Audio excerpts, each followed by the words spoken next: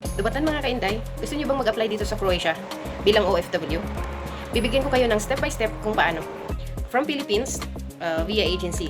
So, number one, maghanap kayo ng license agency through DMW. Ilalagay ko yung link ng website nila at i-search nyo doon na kung saang lugar kayo mag-a-apply. Example, Croatia. Ilalagay nyo doon.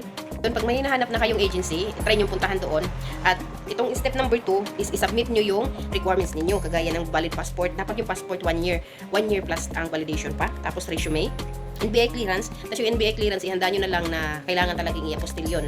O diploma or training certificate, diploma ng high school, college, TOR, tapos yung mga training certificate ninyo, depende yun kung ano yung experience ninyo sa trabaho, dalhin nyo lahat yun. Tapos 2x2 ID picture. Ayun, yung pangatlo, pag naswertehan kayo, ito yung maganda. Interview plus employer selection. Ayan. Pag interview, depende po yan. Pwedeng meron chance na sa agency kayo interviewin or Zoom interview yan. Yan, depende sa agency kung ano yung patakaran nila.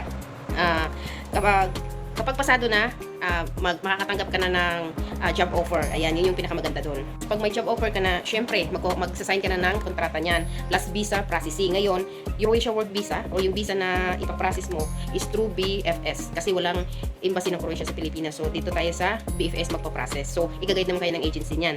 Tapos, medical exam. Syempre, i-guide naman kayo ng agency kung saang medical or saan kayo magmi-medical, saan clinic kayo magmi-medical. Number 5. So, magpipidos na tayo.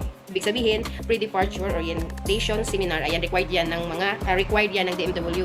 So, pag pidos ka na, ayan, 90% na makakapunta ka na dito sa Croatia. At yung ang huling step, flight to Croatia na. Ayan, agency use provide ticket. So, ngayon, itong flight to Croatia na step number 6 is, ang agency na ang usually nagpo-provide ng ticket, nagpa-process sila na din yung mga nag-instruction sa inyo kung ano yung gagawin, ano yung mga papeles na ipinapakita ninyo, ipapakita nyo sa immigration kasi kasama na yun doon yung mga insurance, travel insurance, ganun, yung accommodation nyo dito. Basta agency na po ang mag-aano sa inyo niyan, mag-guide sa inyo niyan, mga papers na dadalhin nyo papunta rito.